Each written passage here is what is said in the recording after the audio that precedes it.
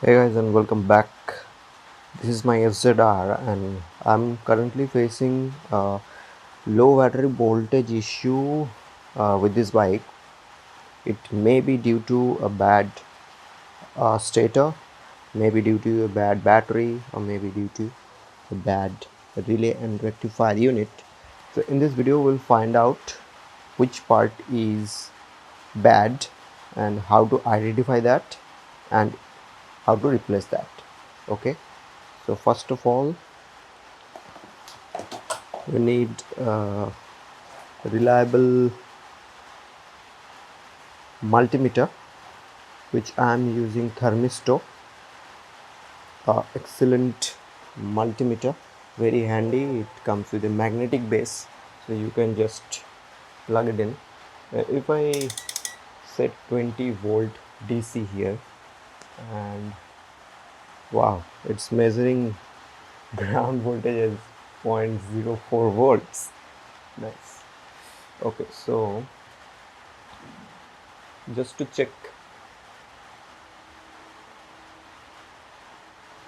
you can see the voltage is pretty low, 0.06 volt. So most probably when your battery voltage goes below 9 volt, generally indicates that it's a bad battery or any breakage in the circuit. The 6 cells, there might be a breakage in between. So one thing is that. Next thing is how to check the stator. There is a magnet. Most of the bikes there is in this side. Inside that there is a coil, toroid coil, and that toroid coil has two coils in it. So you have to locate the wires coming out of it. As you can see, there is a wire coming out of it. You go straight to that connector. Okay, so let's go to that point. As you can see, this is the two terminals. One, it gets power from the battery, and another one here, it has a neutral switch over here, and these are the two primary and secondary coils. So there should not be any short circuit between these two coils. There should be around 0.8 to zero point 0.1 ohm resistance between them. And then should not be indicating any 0L or something like that. Now I'll quickly put in the two probes inside this, and you can clearly see that there is no resistance between the coils. Okay, now I'm quickly showing you another good stator that I just bought from Amazon. This is from this company, Touche. This is from Swiss. Okay, Swiss Auto Private Limited. They are manufacturer of all the electrical components. Basically, if you buy from Yamaha, you will get also from the Swiss company, but with the Yamaha packaging, and that will cost you 200-300 rupees more. Nothing different in it. Let me quickly show you the new coil. As you can see, zero point 0.9 ohms. So between the coils, okay, thank you buddy, you can stay over here. So what happened is, these are the two coils. As you can see, this is one coil, this is the second coil.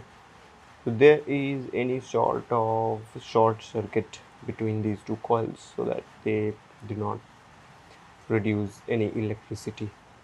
So you need to change that. They're not very costly, and over time they also get weaker. So when they get weaker, the charging system falls apart. Basically, in around 3000 4000 rpm, it should produce about 125 or 130 watt hour power. So first of all, we'll replace the stator, and then we'll see if that charges back the battery, which is highly not possible because the battery voltage is around zero, which clearly indicates that this battery is purely dead. So we'll still replace the stator as it's already dead there, confirmed. We'll replace the stator and we'll see what we can do.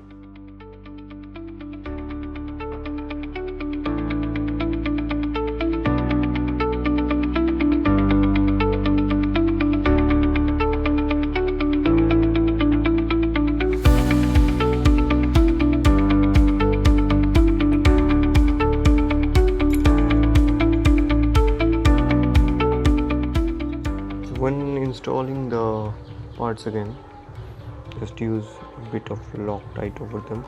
Get the buying link of this from the description. Very important for internal nut bolts of engine because they tends to loosen up over time due to vibrations.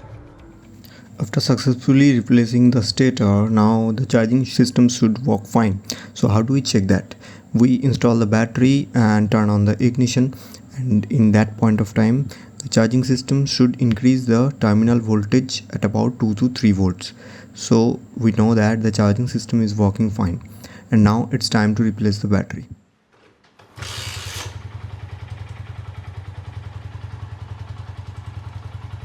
Now as soon as we replace the battery to a new one, we can see the idle voltage is at 12.7 volt, which is a pretty good voltage considering it's a new battery. And as soon as we kickstart the bike, we can see the voltage rises up to 14 volts.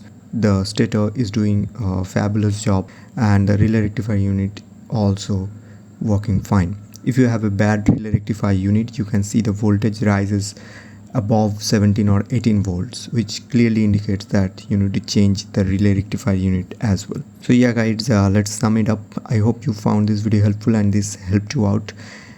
If it does, give me a thumbs up and subscribe for more such amazing and informative videos. Obviously check the playlist where you can see multiple important and useful videos like this. Take care and happy riding. Bye.